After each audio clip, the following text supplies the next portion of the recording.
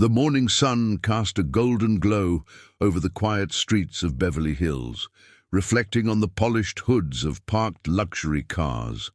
The black iron gates of the estate stood tall and intimidating, guarding the mansion that seemed to stretch endlessly behind them.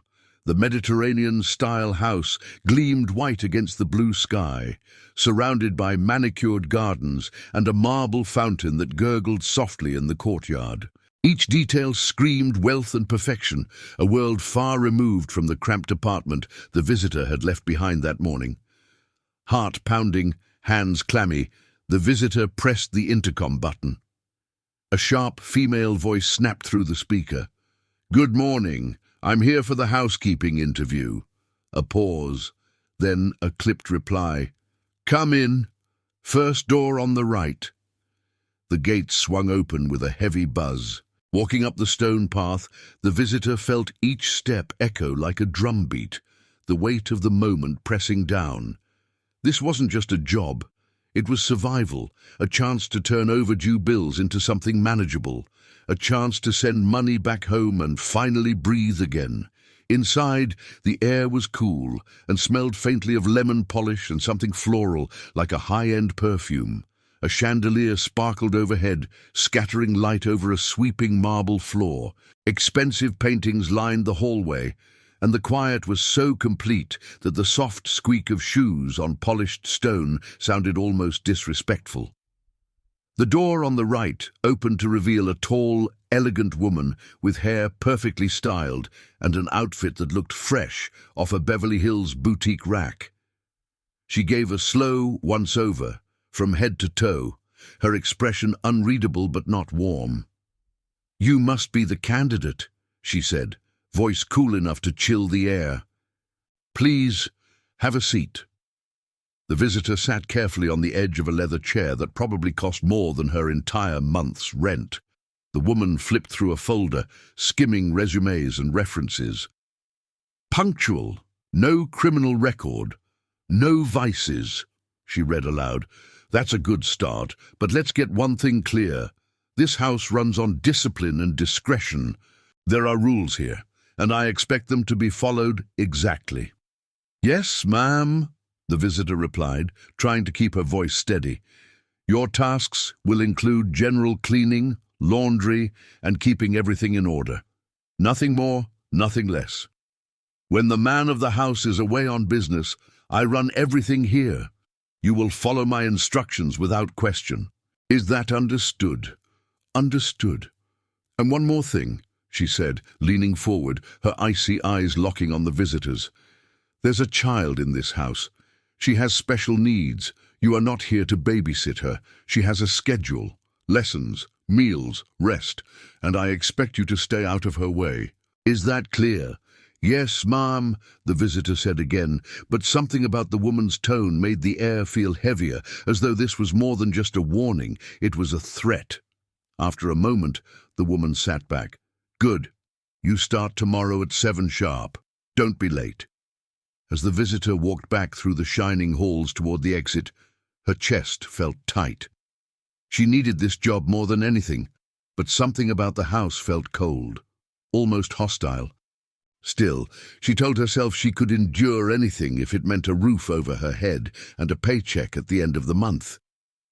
Just as she reached the front door, a sharp voice called from behind. "And one last thing, I don't tolerate problems in my house.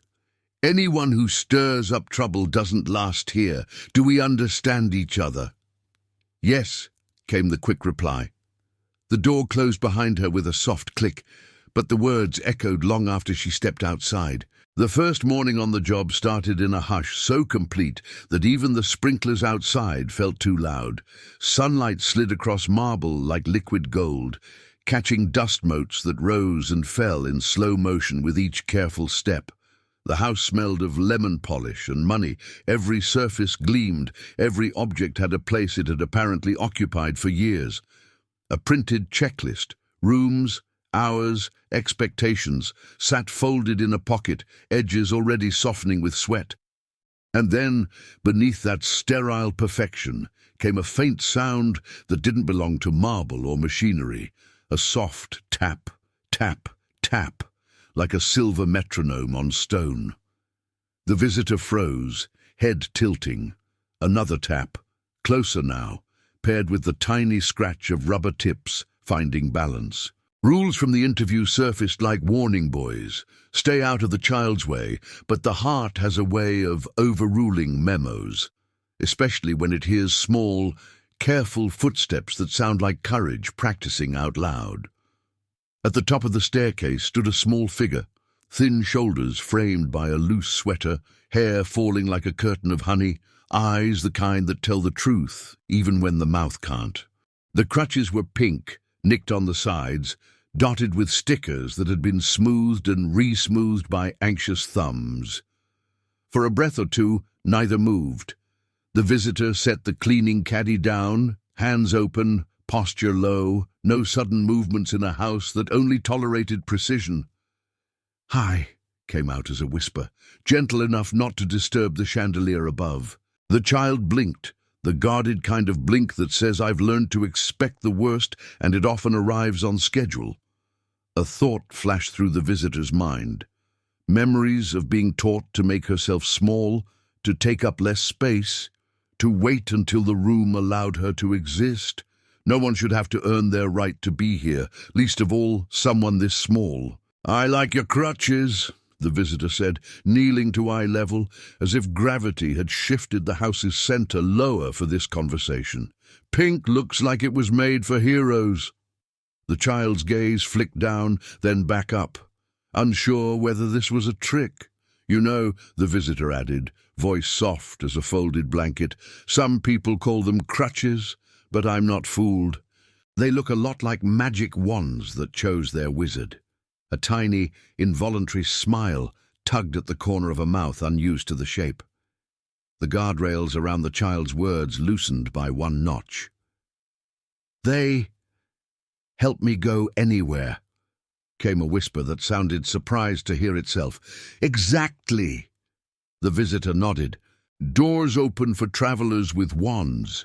Hunger announced itself with the quietest thunder, just a small rumble that both of them pretended not to hear for a second too long. "Did you have breakfast?" the visitor asked, aiming for casual and landing on concerned. A small shake of the head, followed by a quick glance toward the hallway where rules sleep with one eye open. "Not hungry," the child murmured, which is what children say when not allowed is too heavy to lift. The visitor studied the hallway, the mirrors, the corners, the way a house like this collects secrets the way others collect dust. "The kitchen is very big," she ventured, as if discussing weather. "Sometimes very big rooms are less scary when they smell like pancakes.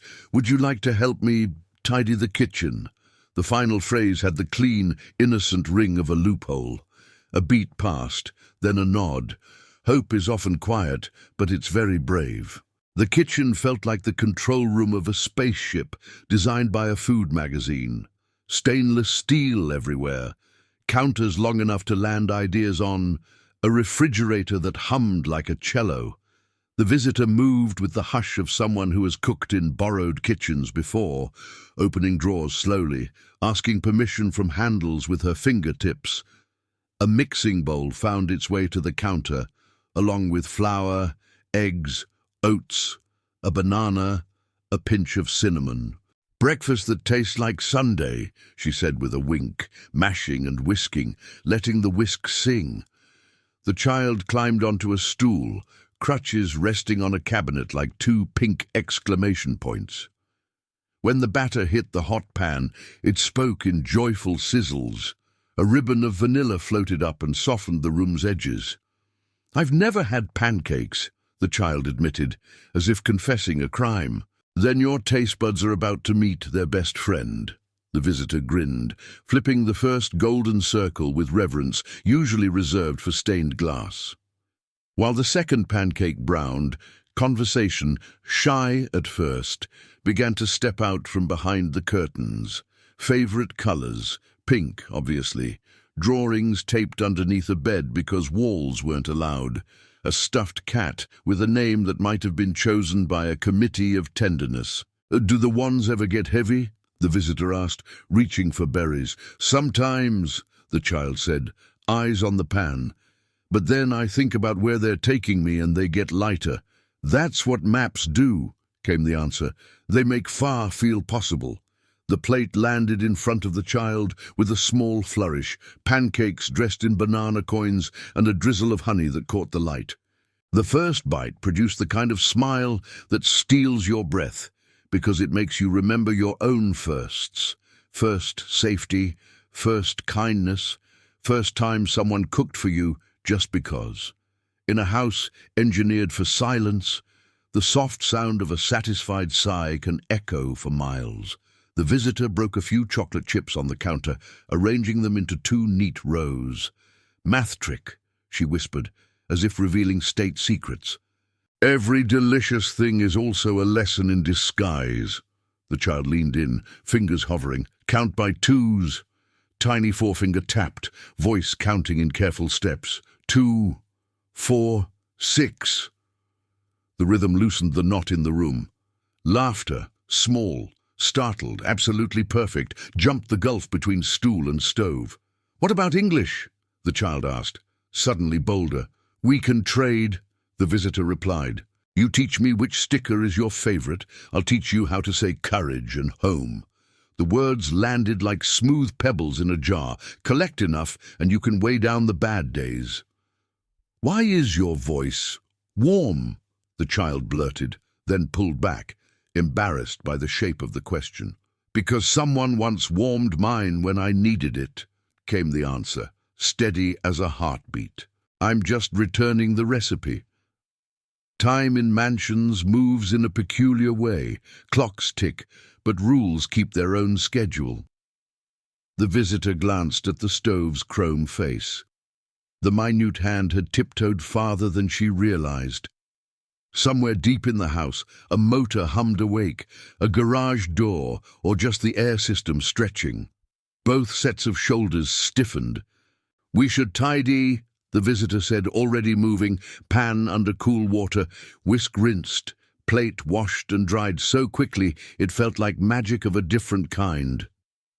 She wiped a dot of batter from the stovetop with the corner of a dish towel, then wiped the towel's corner with another towel, as if erasing the erasure. The child slid from the stool, reclaiming the pink wands with practiced grace.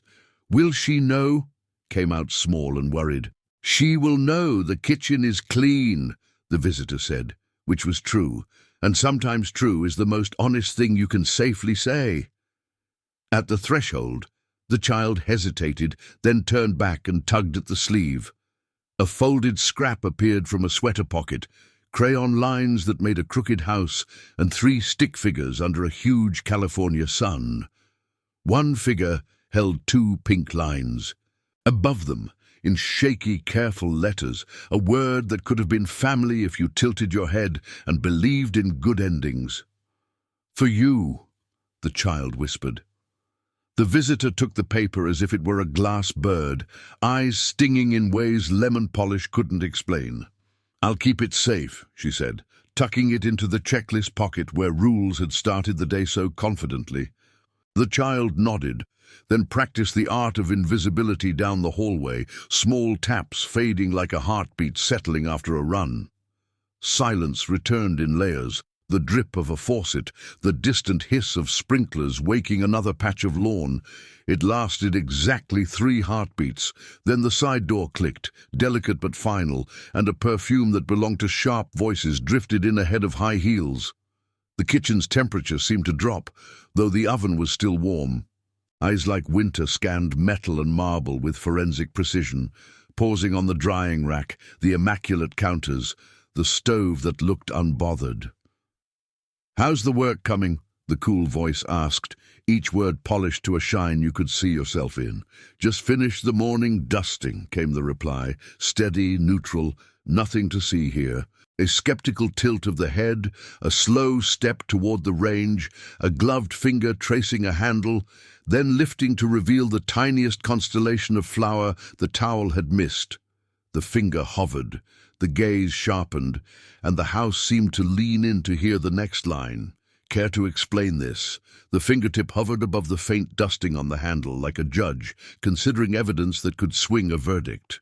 The kitchen, moments ago a sanctuary of vanilla and quiet laughter, turned into a courtroom where every gleam and smudge testified for or against whoever stood there. A slow inhale confirmed the scent that still ghosted the air. Sweet, warm, betraying joy. Interesting, the cool voice said, letting the word lengthen until it felt like a leash. I was under the impression that this room remains pristine until 11. The response came steady, almost practiced. I was sanitizing surfaces on the morning checklist. Eyes narrowed a fraction. With batter. The visitor's gaze dropped to the handle, to that constellation of flour no towel could fully erase, then back up without blinking. With initiative. For a long beat, the house itself seemed to hold its breath. Somewhere outside, a gardener's rake scratched stone, ordinary life carrying on, while a smaller world balanced on the edge of a single word. Heels clicked an impatient rhythm across tile, 3 precise steps that landed like a metronome for control. Initiative, the voice repeated, tasting it like something too sweet to swallow. A gloved hand opened drawers, one by one, in the emotionless way customs agents unzip luggage. Stainless steel gleamed back, aligned spoons, knives reflecting the chandelier's cold fire, a whisk still slightly damp and trying to pretend it wasn't. Let me be crystal, the voice resumed, turning to the visitor the way winter turns to a window. Your responsibilities begin and end with order. There are schedules here. There is a child here, and there is me. The visitor's pulse drummed against the inside of a wrist, but the face remained calm. Understood. Good, came the reply, almost pleasant now, which made it worse, because anyone who creates distractions doesn't last. The word distractions hung in the air like a spider's thread, barely visible, terribly strong. Silence thinned, then the smallest sound punctured it. Tap, tap from the hallway, not loud, not defiant, just the honest music of mobility. Both heads turned reflexively toward the doorway, though only one softened. The other sharpened, like a lens zooming until compassion blurs out of frame. I don't believe I asked for company, the voice said toward the hall without raising volume. The tapping stopped, then resumed in retreat, and the visitor had to swallow the sudden want to run after it, to become a shield with legs. You will remember your place, the voice continued, eyes returning to the visitor's face with a polite smile that didn't touch anything human. And you will remember hers. The visitor nodded once, carefully. Then we're aligned. We'll see, the voice said, as if alignment were a privilege granted after a probationary period. A phone chimed, soft, discreet, the tone of someone accustomed to good news. A glance at the screen and a quick, reined-in smile. He lands this afternoon, the voice announced to no one, then to the visitor, which means this house must read as perfect. No surprises. That includes unnecessary warmth.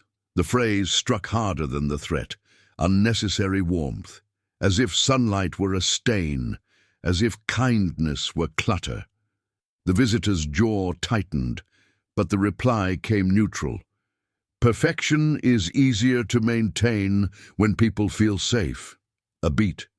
We maintain it with rules, came the correction, accompanied by 2 quick taps on the phone that sounded like nails being set. Starting today, there will be additional measures to ensure consistency. I won't have misunderstandings. The way the word misunderstandings arrived made it clear it meant mercy. Cabinet doors closed with soft authority. A small black box appeared from a tote, a device no larger than a bar of soap, matte finish, a glassy eye that reflected everything and apologized for nothing. Technology is a marvelous accountability partner, the voice said lightly, fitting the device beneath the lip of a cabinet in a gesture so practiced it felt rehearsed. Sometimes people are tempted to step outside their roles. Machines help them find their way back. The visitor watched the angle, measured the blind spots, counted the seconds between blinks. "If there's nothing to hide, there's nothing to fear," the voice added, finishing the installation with a click that sounded unreasonably like a door closing. "Transparency builds trust," the visitor offered, not quite smiling. "Fear builds obedience," the voice corrected, softness gone. "And obedience builds peace." Work resumed, or pretended to. Microfiber cloths swept already clean counters, chrome smiled its cold smile, and the refrigerator's hum filled spaces where conversation wouldn't dare live. But beneath the choreography, a different rhythm gathered, the low, patient thrum of resolve. The visitor traced the route from that new black eye to the stove, from the stove to the sink, from sink to door. Every future kindness would have to be a magician, palming the coin, misdirecting the gaze, timing heartbeat to camera sweep. In the hallway, the faint tapping started again, tentative as a question. The visitor's chest tightened with the knowledge that questions would soon be punishable. By mid-morning, the house performed its old trick, making human beings feel like moving parts in a clock. Footsteps upstairs, a drawer in the office opening and closing with the crisp slide of money thinking.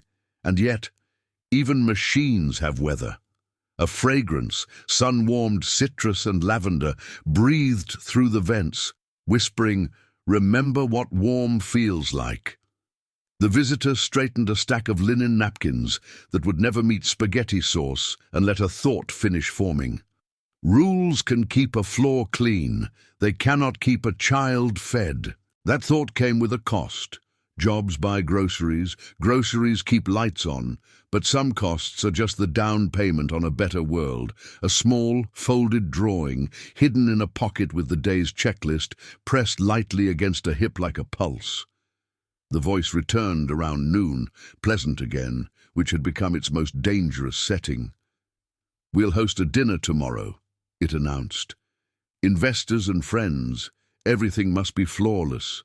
He values presentation." The visitor nodded. "I'll prepare the dining room." "You'll prepare what you are told," came the airy reply. Then, almost as an afterthought, "and you will keep a professional distance from curiosities that wander the halls. I prefer to avoid confusion." The visitor met the gaze evenly. "Compassion is clarifying." "Compassion is costly," the voice said, smile tightening. "Make sure you can afford it." A phone chimed again, a satisfied glance. "He's on his way. Don't disappoint." Heels pivoted, the sound receding toward the office like a weather front moving east. The kitchen door swung gently on its hinges after the departure, letting in a stripe of light that turned the tile pale gold. Outside, somewhere beyond hedges clipped into obedience, a jet carved a silver line across the sky, a promise and a warning, both at once. The visitor stood very still, letting the hum of appliances settle into a kind of vow. Cameras can watch countertops. They cannot watch what lives between two people who recognize each other's hunger. The visitor picked up the caddy, adjusted the checklist, and rehearsed a new choreography in the mind, paths that curved through blind spots, moments that could be disguised as chores, kindness poured into containers with different labels. And just when the plan began to feel almost possible, a voice floated from the foyer, deeper, tired, unmistakably his, followed by the quick, excited tap. Tap. Tap of hope running toward its moment. The office door was ajar, spilling a pool of warm lamplight across the herringbone floor. Papers lay in precise stacks. A laptop hummed like a bee guarding its hive, and the man behind the desk kept his headset angled just so, eyes locked on a screen where numbers seemed to outrank faces. The small figure in the doorway paused, balancing on pink wands, hope rising like a shy balloon. "Hi, Dad," came out barely louder than the clock's tick. The man glanced up a fraction of a second, enough to register motion without granting it meaning, then tapped a key and murmured, Give me 1 minute. The minute stretched, then split into more, multiplying like rabbits. The child's shoulders fell a notch, one crutch squeaked. The headset stayed on.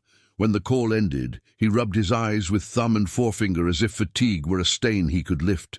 "How are you?" he asked, standing but not crossing the room, voice polite the way strangers are polite in waiting rooms. "Fine," the child said, though fine sounded like a borrowed coat, too big and much too cold.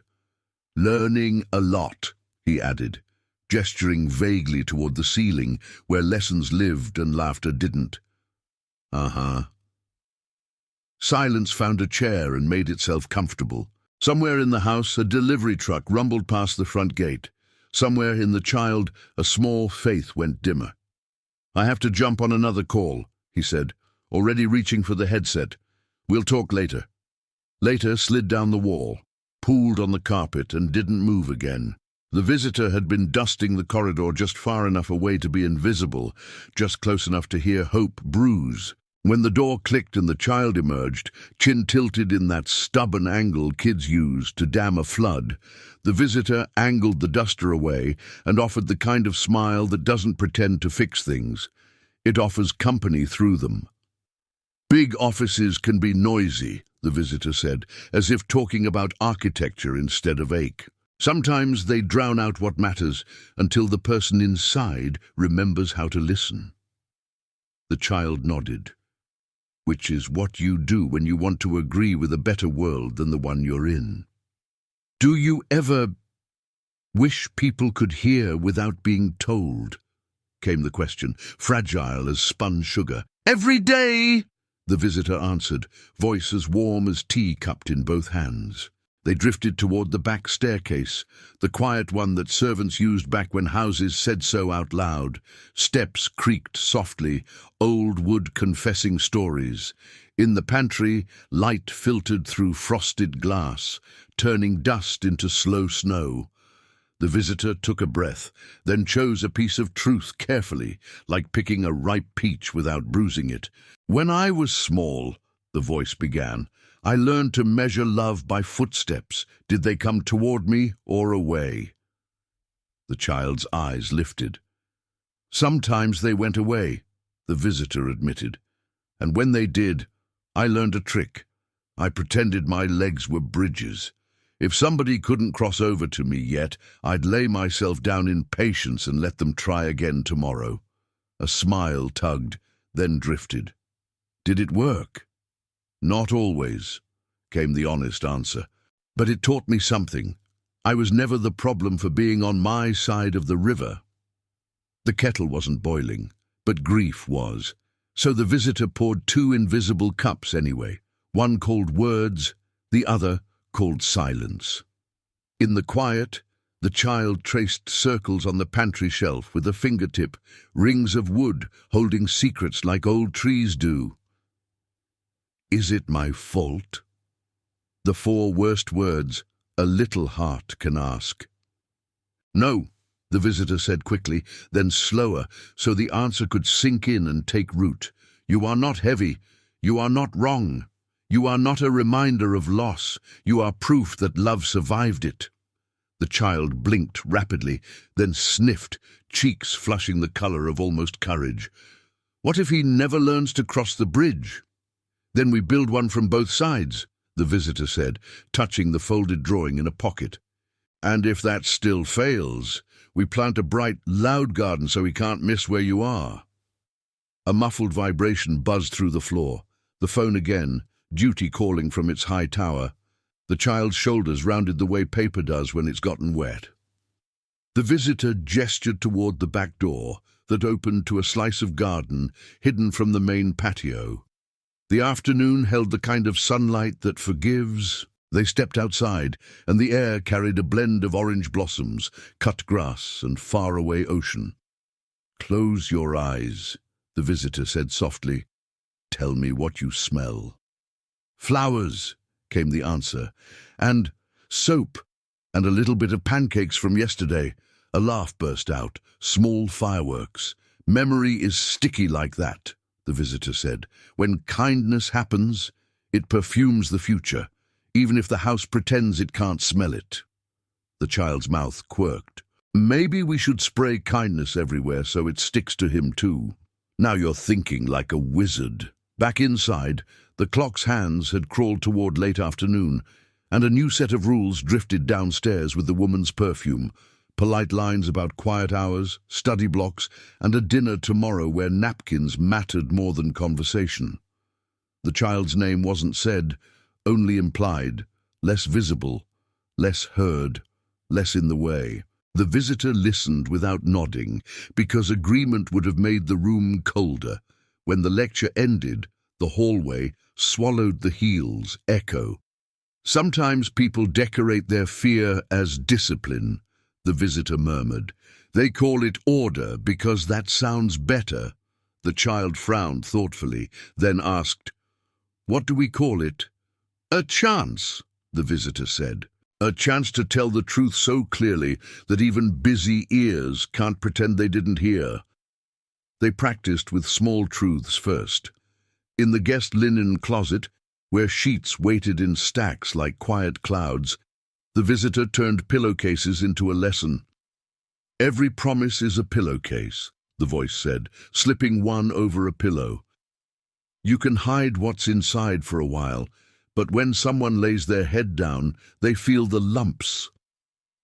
The child giggled, then sobered. "What if the lumps are too big? Then we take them out in daylight," came the reply. "We shake the dust into the sun and name each clump. Naming is how you make monsters shrink." The child breathed in, longer this time. "Okay, I can name things." "That's brave work," the visitor said. "Brave work tends to make the world rearrange around it." Evening slid in, wearing a soft grey suit. Kitchen lights warmed to amber, garden shadows lengthened like sleepy cats, and the house's heartbeat slowed to whatever speed money rests at. The child stood in the doorway of the office again, wands steady, voice steadier. "Can we talk now?" The man looked up, surprise flashing, less at the question than at the firmness underneath it. "2 minutes," he said, checking a calendar that didn't list childhood anywhere. "I have something to say," the child continued, not moving. A flicker of something, annoyance, curiosity, a crack of light, moved across his face. "All right," he said, setting the headset aside at last. The visitor, 3 rooms away and out of sight, exhaled like someone who had been holding a bridge steady while a heavy truck crossed it in the dark. Morning arrived like a glass bell, clear, fragile, carrying every sound farther than it should. The estate woke to the hush of sprinklers needling the lawn, and the low purr of a pool pump, hidden behind hedges, clipped into straight lines. Inside, the kitchen smelled faintly of disinfectant, and something sweeter that memory refused to release. As if honey still clung to the air from a breakfast the house had not fully forgiven.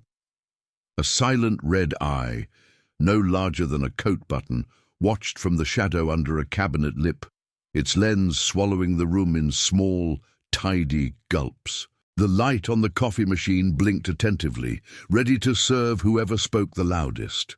Overhead, ductwork sighed and settled, as if the mansion itself were shifting position to hear better. Down the back corridor, the day's first rule was already in progress.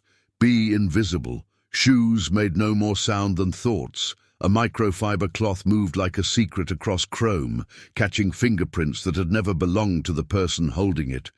The list in the pocket, today's assignments broken into immaculate boxes, rasped softly as it brushed a hip. Halfway through the pantry, the world tilted by a single degree. It was the kind of tilt only felt by people who have learned to trust their animal brain. A hair lift at the nape, a tiny current tracing the spine. Somewhere nearby, the house listened harder. Somewhere upstairs, a different sound overruled everything. Soft sobbing, not performative or strategic, but raw, small, and trying very hard to obey the rule of silence. The stairs to the second floor were marble and moralistic. Each tread demanded reconsideration. The sobs came from the end of the hall, where afternoon sun would later paint rectangles on the carpet like prayer rugs. At the doorway, a small figure sat cross-legged beside a bed made too perfectly for dreaming, hugging a worn, stuffed cat as if love could be squeezed back into life through the seams. Pink crutches leaned against the nightstand, stickers peeling at the edges from being picked during long waits.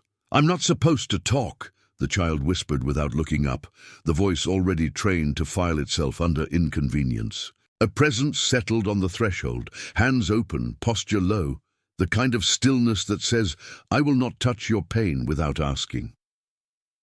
"You don't have to," came the answer, warm and dry as a towel fresh from the sun. "I can sit and listen to the quiet with you." The quiet buckled. Tears slipped faster, not the loud, theatrical kind, but the stubborn kind that have spent all night pretending not to exist. "She said if I tell him anything, you'll be fired and everyone will think you're bad," the child blurted, muffling the face in plush fur. The room held the words like a bowl catching water.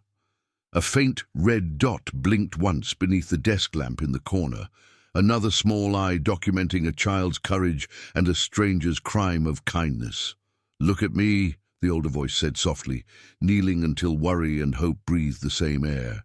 "You did nothing wrong, neither did I. There are rules in this house that don't know the difference between noise and harm. We do." The child's gaze lifted, lashes clumped by salt. "But what if they believe her?" "Then we'll show them what the truth looks like," came the reply. "The truth leaves footprints even when it tries to float." A tiny laugh escaped, one of those accidental sparks that reveals dry tinder everywhere. "Does truth wear shoes?"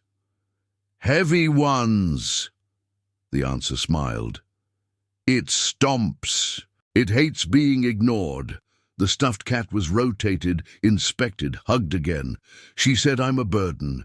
She said he's tired of me." The sentence cracked at the end like thin ice. The reply arrived steady, each word set carefully in place as if building a bridge plank by plank. "You are not heavy. You are not wrong. You are not the reason people forget how to carry love." A breath hitch, a slow nod, the kind of assent children give to ideas they want to be true before they have evidence. "If he doesn't listen," the visitor added, lowering the voice so the house would have to lean in, "we will make it impossible not to. We will gather the pieces she keeps hiding and lay them on the desk, where excuses look small." Footsteps approached, heels counting out a verdict long before it was spoken. The hallway's runner swallowed the sound until the last few feet, when it gave up and let judgment arrive on time. The door didn't so much open as part the air. Perfume reached the room before its owner, citrus and chill, the olfactory equivalent of a lawyer in a very good suit. "What a touching little conference," the cool voice observed, eyes passing over the tableau with clinical interest. Child on carpet, stuffed cat as co-counsel, an employee kneeling without authorization. "Housekeeping happens in the morning. Counseling," the word curved like a blade, "does not happen at all." A longer look at the older figure, then a small, satisfied pause at the red blink beneath the lamp. "Stand up," came the instruction, as polite as a command can pretend to be. The body stood. Dignity stayed kneeling. Rules were recited like scripture. Schedules were invoked like law. "There will be no more disruptions," the voice concluded, smoothing a non-existent crease from a sleeve. "The family has important plans. Stability is essential." The child flinched at plans the way people flinch at storm if they've lived through one. What plans? It was the wrong question to ask out loud, but courage sometimes forgets protocol. A smile answered, too white, too immediate. "Grown-up plans beyond your understanding." Eyes shifted to the older figure. "Tell your audience that kitchens, closets and corridors are their territory. Rooms with carpets and windows are not." Silence followed, the performative kind that invites apology. None was offered. The air cooled another degree. The door closed in a quiet, expensive way. For a beat, the room exhaled. "She wants to take me away," the child said, barely breathing the syllables. "She keeps saying there's a place where children like me learn to behave." The lamp's eye blinked again, red, patient, hungry. The older hands stayed visible, palms open like empty plates. "There are places where children learn to heal," the voice said, letting the difference hang like a picture straightened on a wall. "But those places have sunlight and choices. They smell like crayons and soap, not like permission slips for disappearance." The words landed and stayed. "How will we stop her?" came the question, small but balanced. "With proof," the answer said, turning toward the desk without turning head or shoulders, the way thieves in movies move when they've sworn never to be thieves in real life. "With footprints truth leaves when it stomps." Afternoon shifted the light into long bars across the carpet, measuring time in quiet stripes. The corridor resumed its heartbeat of soft domestic sounds, a vacuum exhaling in a distant wing, ice dropping into a glass downstairs, a gate ding announcing a package no one needed. Somewhere, behind a door that needed a code, papers rustled with the certainty of people who believe documentation is destiny. On the nightstand, the stuffed cat stared with stitched eyes that had seen more than fabric should. "If I'm brave tomorrow, will that be enough?" the child asked. "Bravery is never alone," the other voice answered.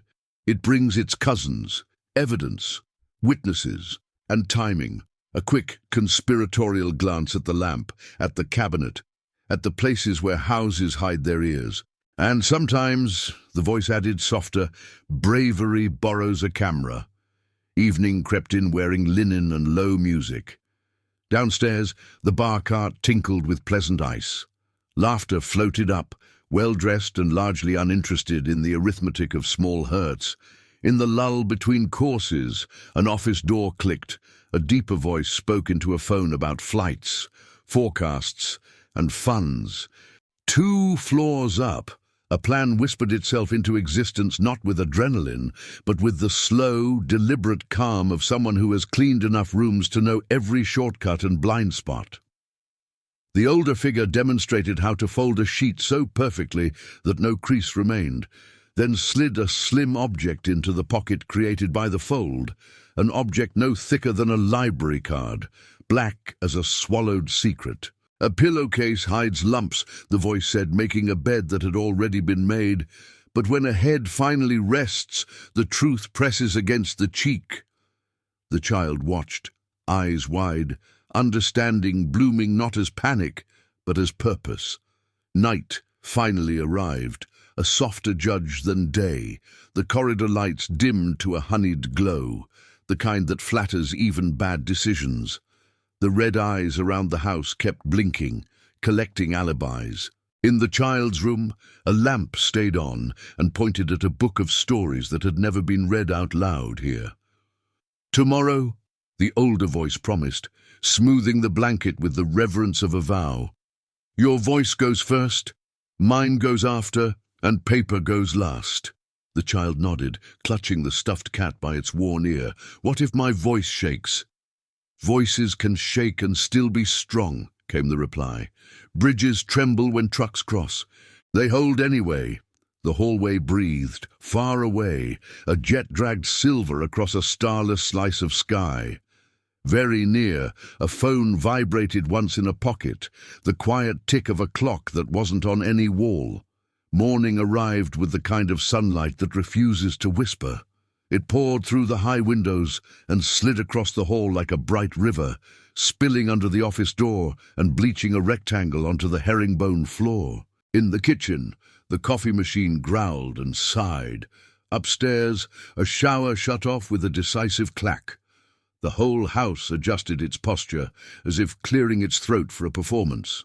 Down the corridor, small footsteps kept time against marble. Tap, tap, tap, each beat steadier than yesterday.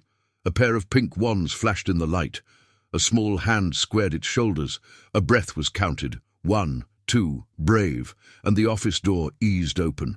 Inside, the room smelled of leather and roasted beans, and the faint metallic zing of electronics that never really sleep. A desk the size of a small boat held tidy stacks, a sleek laptop, a phone face down like a quiet accusation, and a framed photo turned just a little away from the chair, as if a memory had been placed on timeout. Behind the desk, a man rubbed the morning from his eyes and straightened his tie, performing the choreography of responsibility. The small figure at the threshold didn't move. "Can we talk?" came a voice that had rehearsed in the mirror last night when walls were listening. Paper rustled as the man gestured to a chair. 2 minutes, he said, checking a watch that tracked meetings but not childhood's. The chair stayed empty. "I need you to hear me," the child said, not sitting, not shrinking. The sunlight found a cheek and set it softly on fire. Words came in halting steps at first, then with the stumbling momentum of truth that's been held back too long. "I'm trying," the small voice said. "I'm trying to be good, to be quiet, to follow the schedule. But when you come home and walk past me, it feels like the floor opens and I fall through and keep falling." A pink wand tapped once for punctuation. "She says I'm heavy. She says I make you tired. She says you want me gone." The room thinned. The man lifted his head slowly, as if coming up through water. He opened his mouth, then closed it, and in that unfinished gesture lived 100 letters he'd never sent. "Who told you that?" he asked, careful, cautious, already bracing against a story he didn't plan to hear today. Before the answer could expand, the door clicked again, and perfume arrived first. It was the kind that smiles without teeth. Heels stitched straight lines across the carpet. A face arranged itself into concern. "Oh dear," said a voice engineered for sympathy.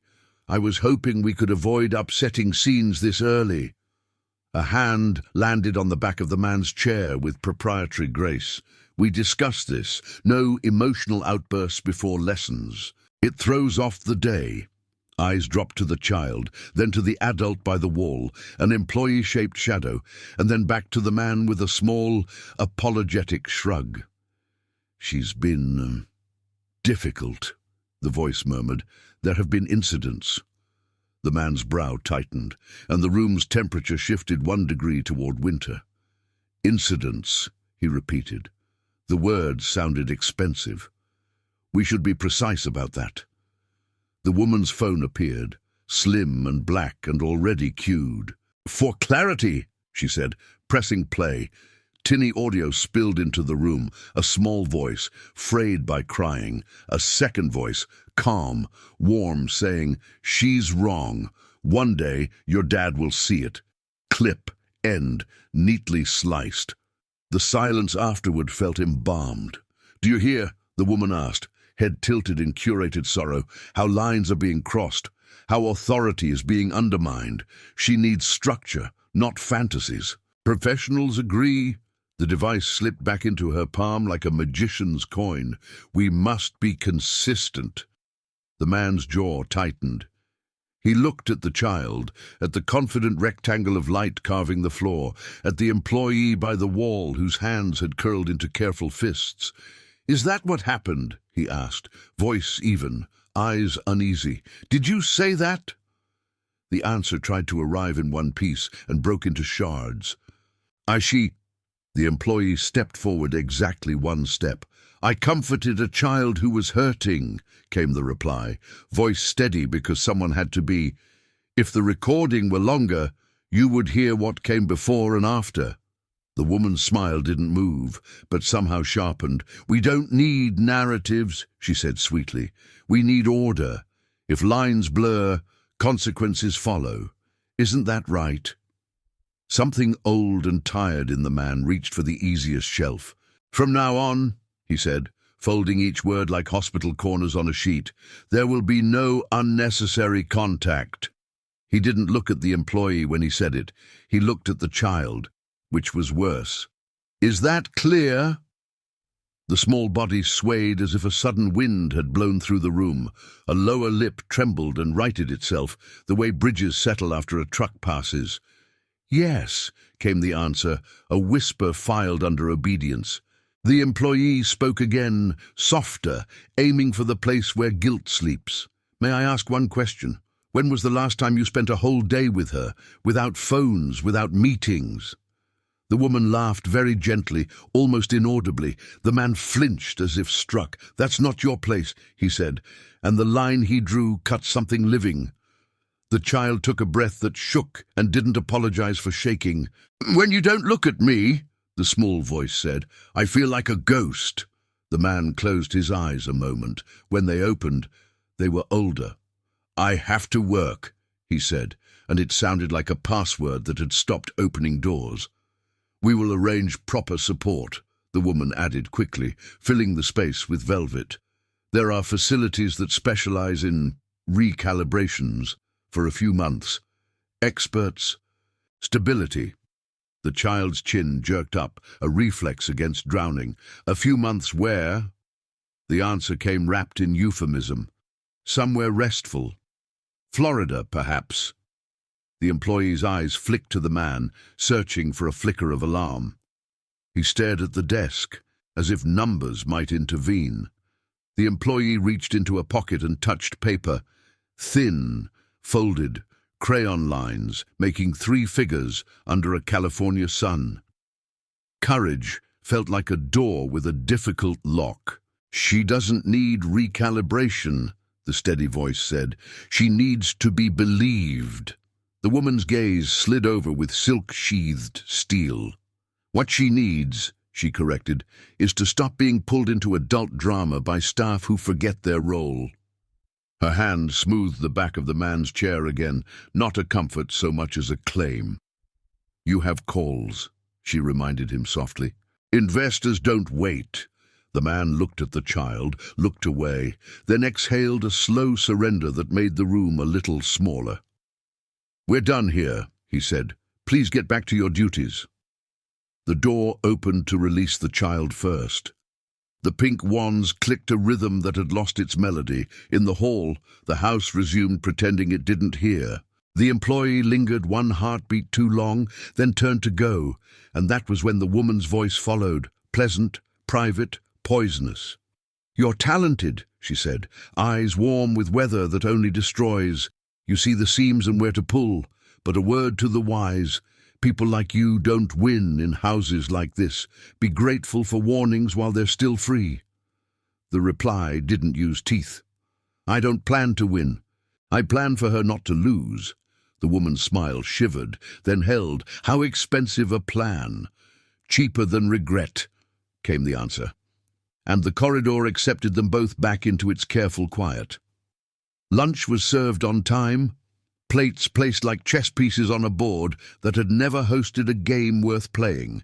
Voices downstairs discussed margins and markets. No one said the word Florida. In the linen closet, the employee folded pillowcases and slipped a slim black rectangle into the crevice where fabric eats secrets. "Promises are like this," the voice rehearsed in a whisper. "They look smooth until you press your cheek to them." In the child's room, a stuffed cat waited on its back with its stitched smile and one bent ear, as if listening for bedtime stories that had never lived here. The red eye under the lamp blinked, patient as a spider. In a study drawer 2 rooms away, a folder slept with a label that sounded like care and spelled something else. Afternoon sank its teeth into the house. Sunbands crept across floors and up walls, and finally onto the edge of the desk, where the man sat alone, elbows wide, hands steepled, eyes on a nothing in the middle distance. He reached for the framed photo and turned it back toward him, and some muscle around the heart remembered how to ache. In the hall, the small figure practiced standing without wobbling. "If voices can shake and still be strong," the small voice said to the stuffed cat, "then bridges can tremble and still hold." The cat agreed the way only stitched mouths can, by never arguing. Down the back stairs, someone moved like a question mark looking for its sentence. "Night, began assembling itself. Lights dimmed, candles were lit by people who never sat at the tables they made beautiful. The pool lamps came on like planets under water. The office remained a lighthouse of amber behind a door not fully closed. On the desk, a calendar chirped. In the corridor, a phone buzzed in a pocket with a message that didn't use words. Now. The employee's plan was not made of heroics, only of careful steps, memorized blind spots, and the understandings a housekeeper develops with a house that doesn't deserve it. A drawer would be left open again. A folder would be moved and then moved back. A camera would catch what it was meant to miss. And when morning came this time, the desk would not be the only thing holding paper that mattered. The house changed personality after sunset. Daylight made it proud. Night made it careful. Lights along the baseboards glowed like runway markers, guiding quiet feet past cameras mounted just high enough to miss the places where real life happens. The office door wasn't locked. Of course it wasn't. Doors in houses like this prefer suggestion to force, but the drawer with the digital keypad had opinions. The room smelled of leather, toner, and the faintest trace of cologne that clung to the chair like a shadow. The air vent in the ceiling hummed at a steady pitch. The pool pump outside answered like a bass note. Between those two sounds lived the courage to try a code. Not a reckless attempt, but a listening one. Fingers resting lightly on the keys to feel the micro-clicks and timing that habitual users teach to machines without knowing. First try, the obvious date. A polite beep said no, thank you. Second try, the day a photo on the desk was taken, judging by the leaves on the trees, the jacket on the shoulders, the way a smile didn't quite reach. Another refusal. Third try, the day a tiny bracelet engraved with a name had been gift-wrapped and saved. The lock thought about it, then exhaled. The drawer slid open like a secret, deciding it was tired of being secret. Inside, paper slept in stacks with polite names. Continuity of care, pediatric behavioral stabilization intake, family transition planning. There were emails printed in tidy threads, dates marching down margins, subject lines smoothing sharp things into soft ones. A glossy brochure for a residential pediatric program in Florida smiled with pictures of kites and sunshine, the way storms sometimes disguise themselves. There were payment instructions highlighted in cheerful yellow, a wire transfer receipt with a note field that said nothing and therefore said everything. An email from someone with ESC after their name discussed guardianship contingencies in a tone that felt like latex gloves. Words like temporary placement and indefinite review sat beside each other as if they were compatible. The mind translated automatically, send her away and keep her away, nicely. Phone set to silent, lens wiped on a shirt hem. The first photo was taken without sound, then the next, then more. Every page, front and back, edges squared, thumbs out of frame, the way people who have photographed other people's truths learn to do. Each click was a heartbeat the room pretended not to hear. A post-it note fluttered from a folder and landed words up. Board on Monday. Confirm pickup. Pickup. As if a child were dry cleaning. The breath that followed wanted to become a sound. It was folded back into the chest where good workers store volume.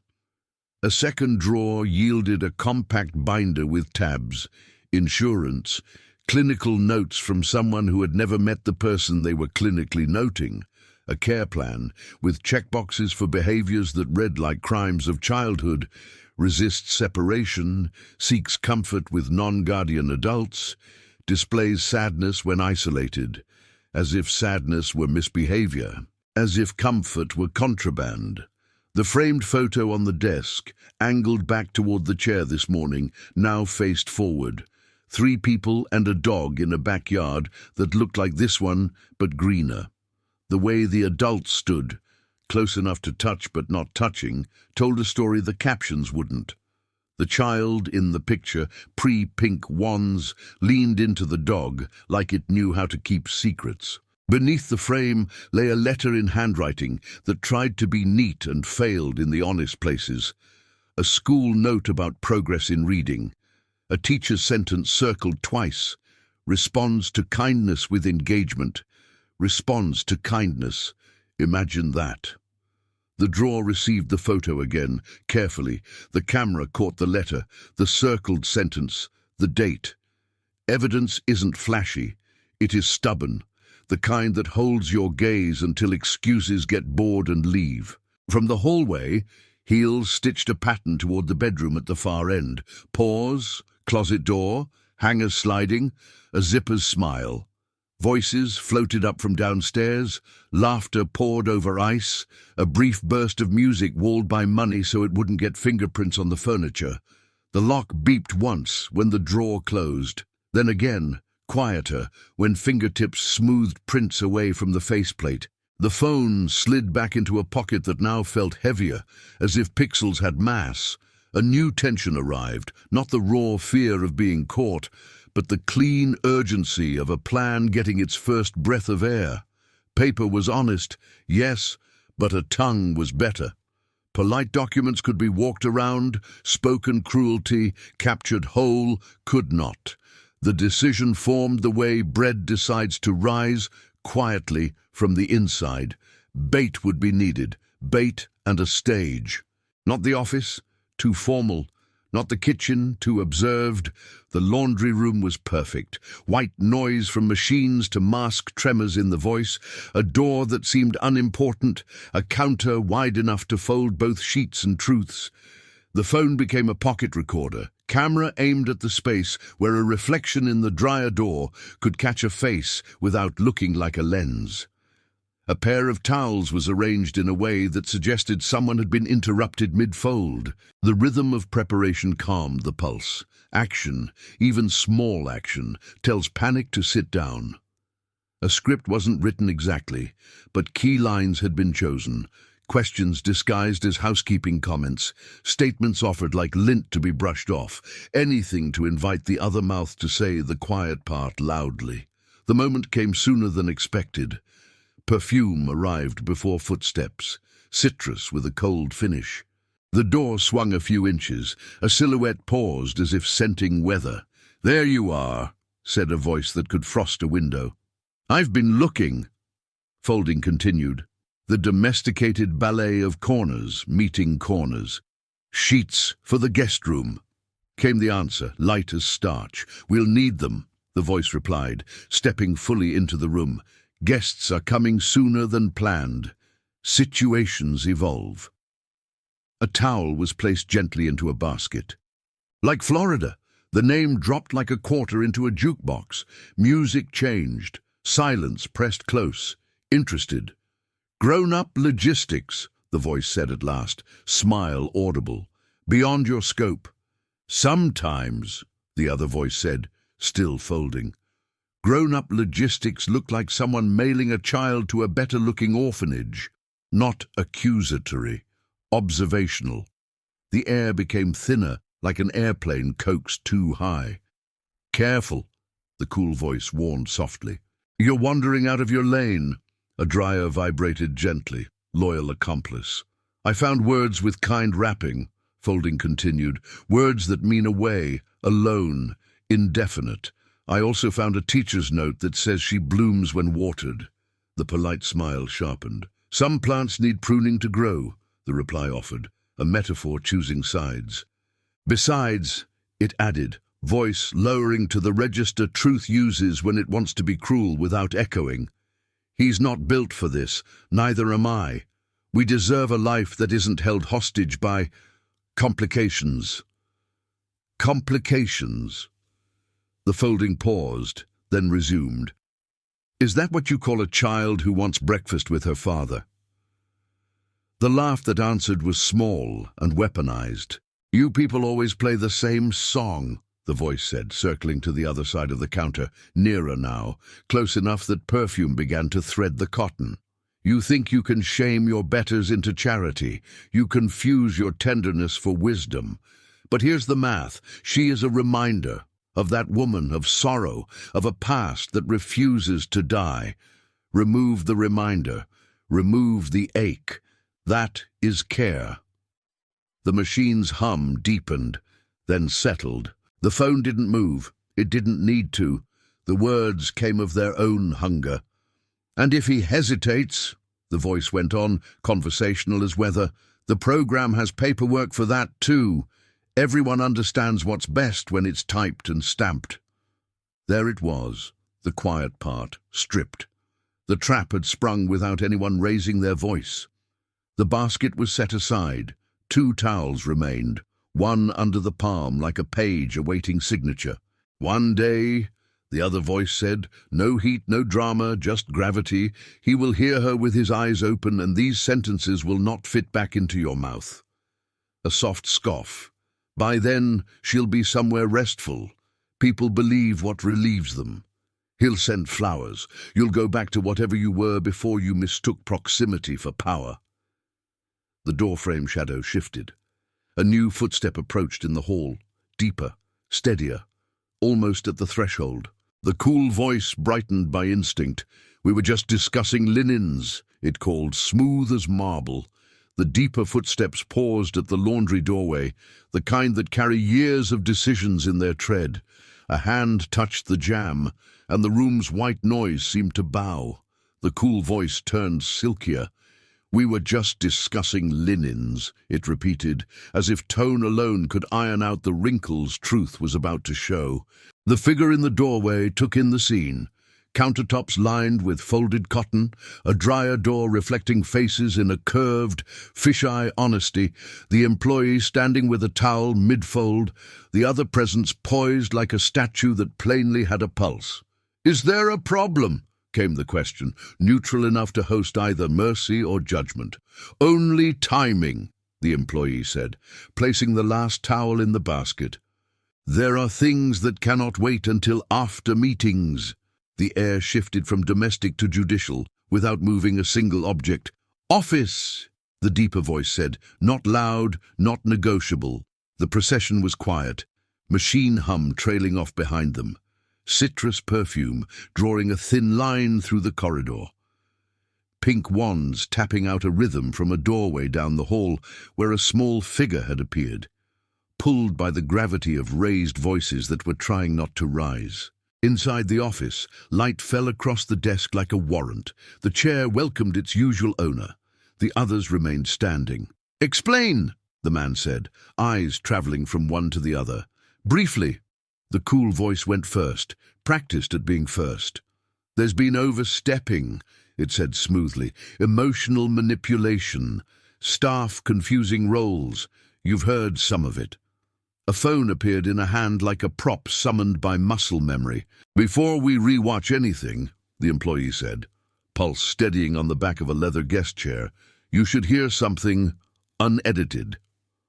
A pocket produced a second device, nothing fancy, just honest. A finger tapped play. The room filled with the laundry's white noise again, then with words that didn't know they'd been invited to testify. "Some plants need pruning to grow. He's not built for this. Remove the reminder. Remove the ache.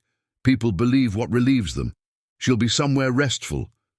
Everyone understands what's best when it's typed and stamped." The sentences arrived calm, confident, damning in their leisure. Silence afterward was a live wire. The man's eyes didn't move for a full breath. Then they did. And when they landed, they were sharp in a way the room hadn't seen in months. "That is not what the cool voice began, but the room had already learned a new grammar.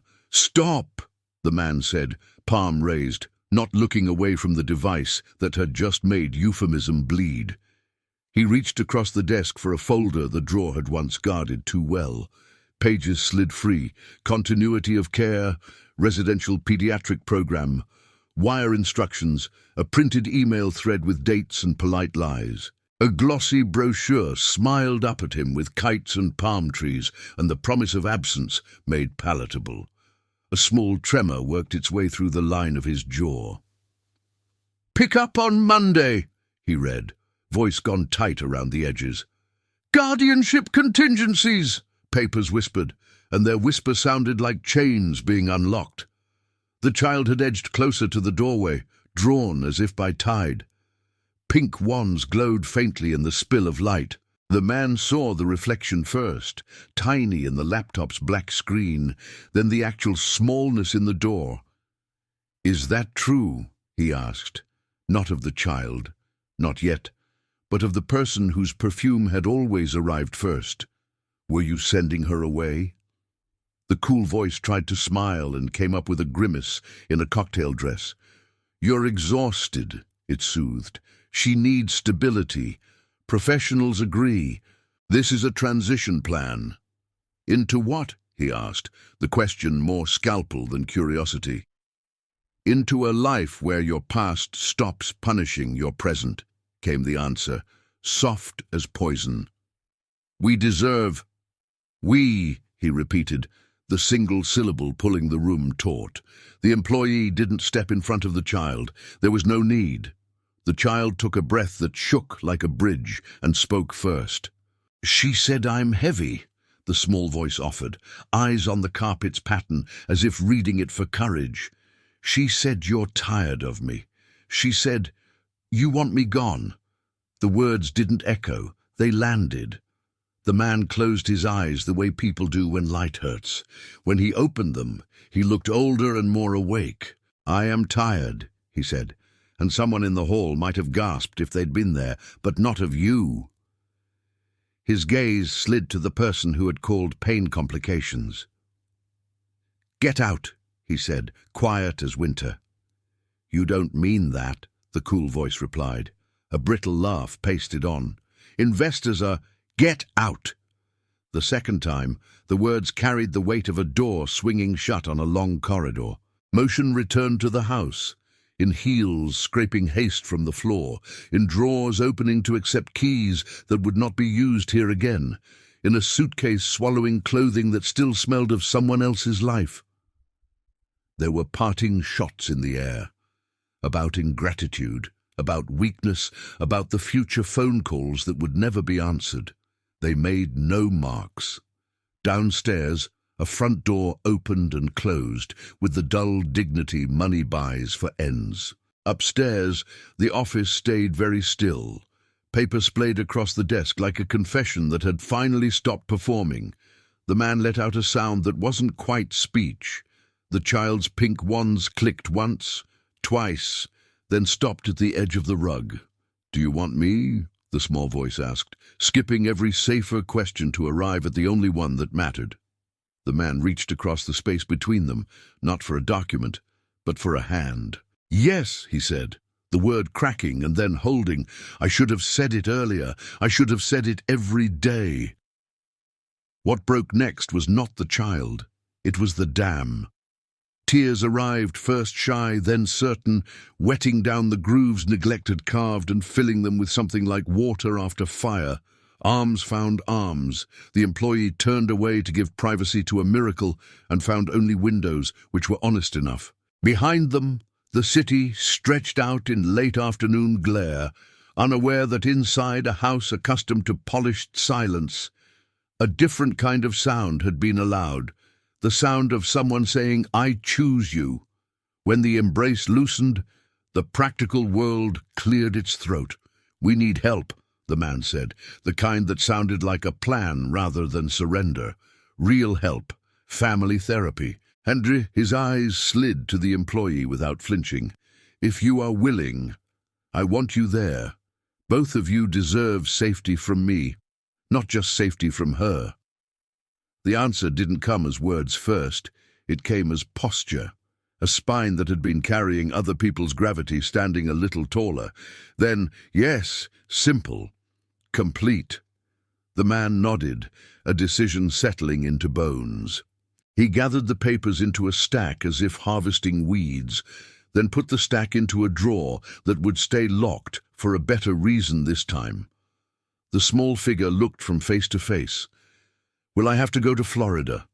"No," the man said, a muscle jumping in his cheek. "You will go to school and the park and the kitchen at breakfast and anywhere your wands want to take you." The child smiled, tiny, unbelieving, then wider as belief dared to try on the room. Outside, the first evening wind moved the lemon trees. Inside, the office's air vents changed pitch, as if the house were tuning itself to a new note. If you believe no child should be silenced, join us. Subscribe and stay with this family as they rebuild. New stories of courage and justice go live here every day. Morning reshaped the house from the inside out. The kitchen, once a museum of stainless steel, woke up smelling like cinnamon toast and real coffee, the kind that steams your glasses and insists on being noticed.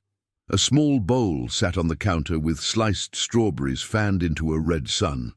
Beside it, a plate waited for pancakes that would arrive imperfect on purpose, because imperfection tasted like being welcome. The man stood at the stove in a t-shirt instead of a suit, learning the secret timing of bubbles on batter, while a small figure at the island counted slowly, 1, 2, 3, tapping a pink wand each time a circle popped. "Flip now," the small voice said, and the spatula obeyed. The first pancake landed a little crooked, the second landed better. "I'm learning," he admitted, which, in this house, sounded like a vow. On the fridge, a magnet held a new card, a therapist's name, hours, address in a low building not far from a park, with swings that squeaked like happy door hinges. The waiting room smelled faintly of peppermint and fresh paper. A fish tank glowed in the corner, fish flickering like living commas. The small figure sat between two adults, one in a blazer, one in jeans, fingers worry-braiding the edge of a sleeve. A door opened, and a warm voice invited them in. The office beyond had soft lamps, a bookshelf of children's stories, and a basket of small objects meant for fidgeting, smooth stones, a tiny slinky, a wooden puzzle shaped like a heart that came apart and came together with a satisfying click. "Today," said the gentle voice, "we're going to practice hearing each other with all 5 senses." The grown-ups exchanged a glance, freshly humbled. "I'll start," the voice continued. "I hear a child's courage. I see a family trying. I smell pancakes. Laughter, real, unexpected, loosened something stubborn in the room." "Your turn," the therapist encouraged, and the man cleared his throat. "I hear the sound of my daughter's crutches, and I realize it's the rhythm of my life." The words startled him. They fit anyway. Exercises were simple and surgical. In one, the small figure held 2 cards, one that said, "I need," another that said, "I feel." "I need breakfast with you," came first, voice steady as a pencil line. "I feel invisible when you don't look up." The man flinched as if the sentence had hands. "I'm sorry," he said, not the cheap reflexive version, but the kind built brick by brick with "I did, and I won't again." The other adult, the one who had once arrived as staff, spoke with care, stepping around old hierarchies without pretending they hadn't existed. "I need safety to speak when I see harm," the voice said. "I feel responsible for making sure we don't go back to silence." The therapist nodded, as if checking off a box labeled foundation. New routines sprouted the way herbs do on a sunny windowsill, small leaves first, suddenly a flourish. Breakfast was no longer a rumor. It happened at 8 or with a glass of orange juice, leaving a ring on the same placemat every time. The office door stayed open during homework. Meetings took breaks for giggles and refills of hot chocolate that left foamy moustaches on small, delighted faces. In the evenings, the back garden became a classroom where a child, a man, and a third presence learned new weather. Cricket choirs, lemon blossoms at night, a Pacific breeze carrying the faint scent of ocean and city and possibility. On Tuesday afternoons, pink wands wore stickers that said, "You did a brave thing today," in sparkly letters. On Fridays, they wore ribbons, just because. The house itself began to sound different. Fewer heels, more soft socks, fewer shushed breaths, more stories read out loud with voices for every character, even the dog. Paperwork returned, but with a new accent. The stack on the counter wasn't an ambush. It was an invitation, school forms signed on time, calendar squares coloured in for therapy, dentist, park days, and a Saturday at the small museum on Wilshire, where kids could touch everything without alarms going off. Then came the thicker envelope in a manila jacket, forms with lines for petitioner and minor, and hereafter shall be known as. The man sat at the table and read every line out loud, not because he didn't understand, but because understanding deserved witnesses. The small figure watched, eyes wide the way eyes get when a dream starts putting on paperwork. "This means forever," came the question, small and reverent. "It means," the answer said, voice finding a new strength, "that love stops asking permission to enter rooms it already lives in." Court day arrived like the first day of school and the first day of summer tangled together. The building downtown had steps that made everyone climb slowly and think about what they were doing. Inside, the halls smelled like floor wax and hopeful perfume. On the family court floor, the benches were filled with people holding hands too tightly or not at all. The judges' chambers were smaller than television promised, warmer than fear had guessed. Bookcases with real scuffs, a plant that had thankfully survived other cases, a framed watercolor of a sailboat that looked like it believed in wind. "Tell me," said the person in the robe, eyes kind and clinically attentive, "why this is right." The man spoke first, not about money or mansions, but about mornings and apologies, about fish tanks and fidget stones and hearing crutches as rhythm instead of burden. The other adult, once an employee, now something with a word the world was still searching for, spoke about witness, about how families can be choices as much as histories. Then the small figure spoke last, voice clean as bell metal. "I picked them. They picked me back." Pens moved, papers shuffled with the soft gravity of consequence. A seal bit down on a page and left a circle that gleamed just a little.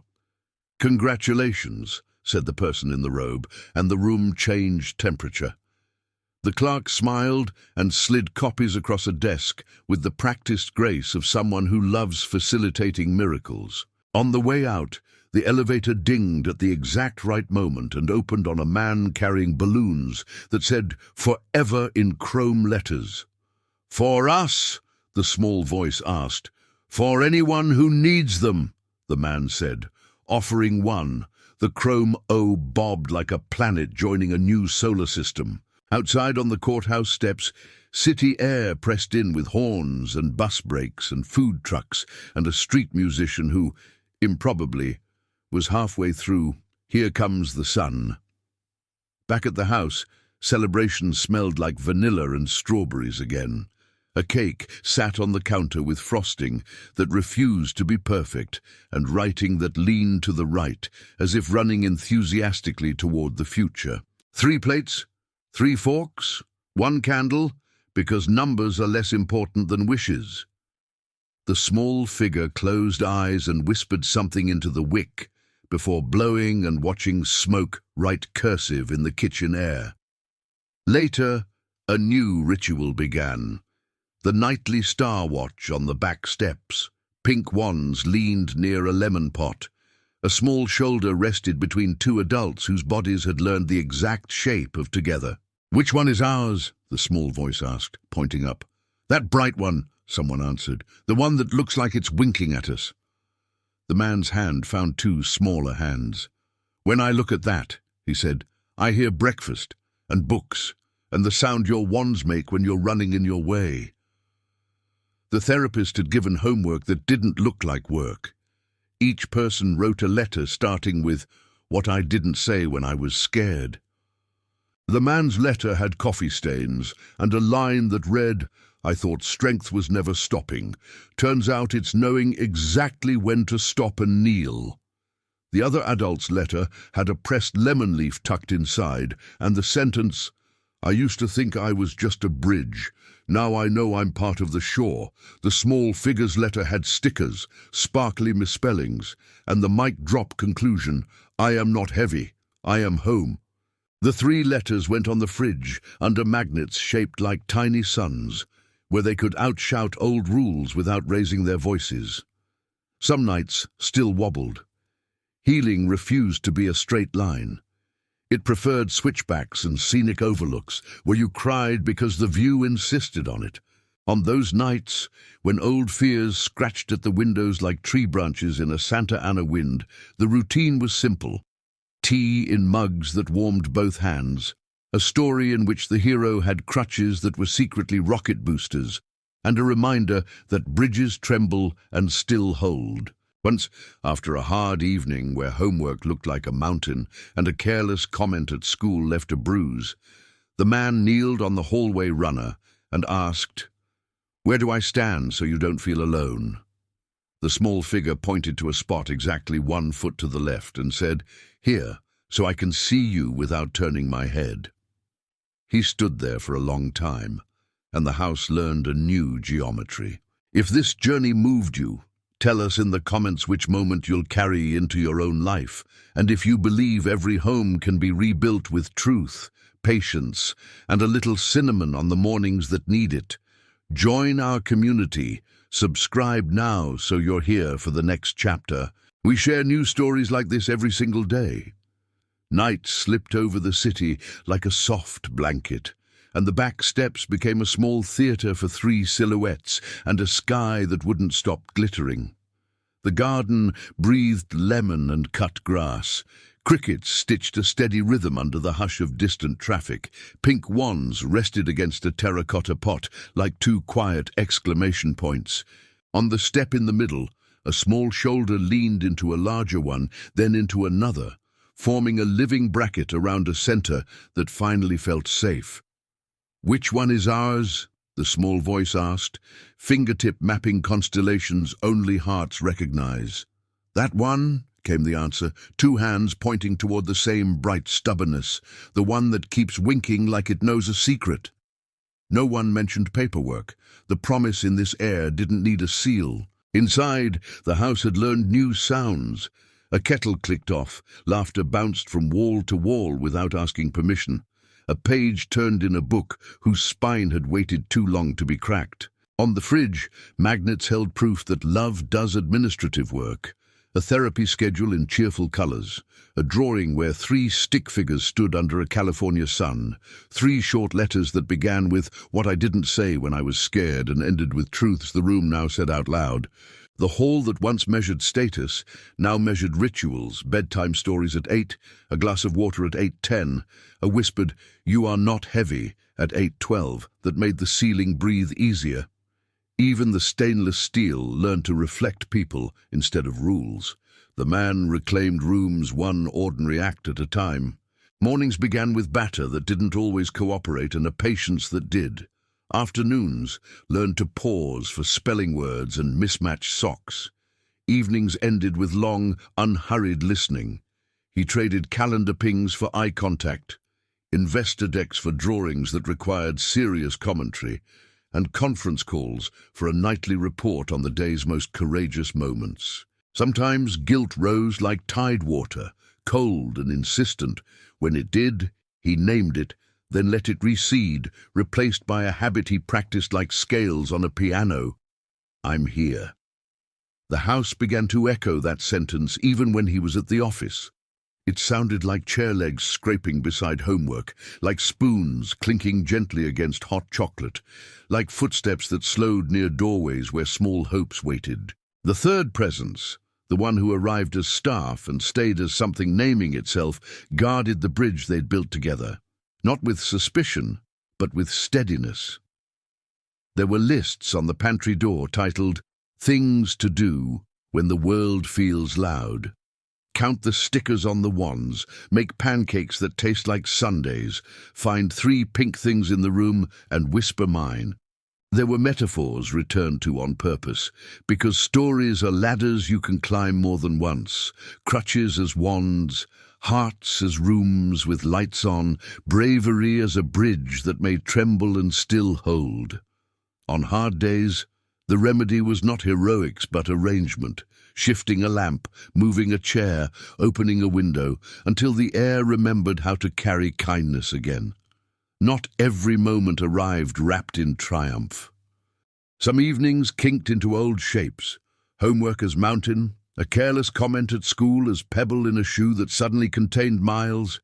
Tears returned without RSVP. Anger knocked on the table with small fists that didn't ask to be reasonable. Those nights, the response was choreography learned in therapy and refined at home. Breathe in for 4. Say the feeling's name without dressing it up.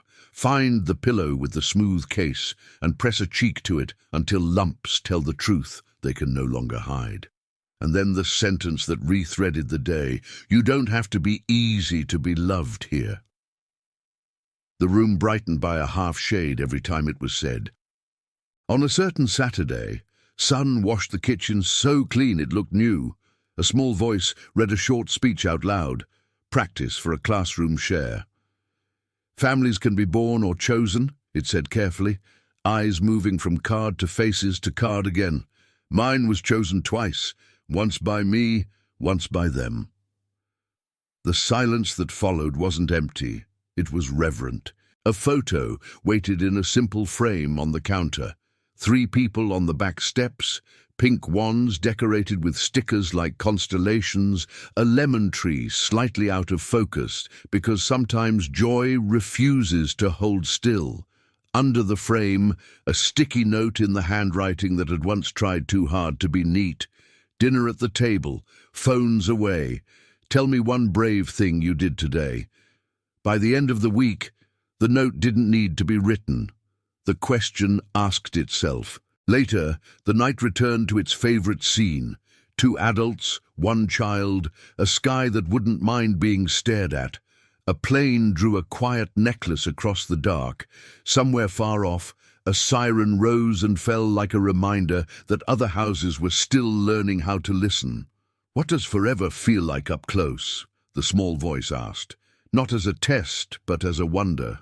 Like this, one answer said, squeezing a hand. It feels like cinnamon on mornings that need it, the other added, forehead to temple. Like promises that keep showing up even when nobody's watching. The child considered, then nodded the way people do when their bones agree. Okay, came the verdict. Then I'm not scared of long anymore. If this story held your heart, tell us in the comments which moment you'll carry into your week. And if you want to belong to a corner of the internet where courage, repair, and everyday love are celebrated, join us. Subscribe now so you don't miss the next chapter. We share new, powerful stories here every single day.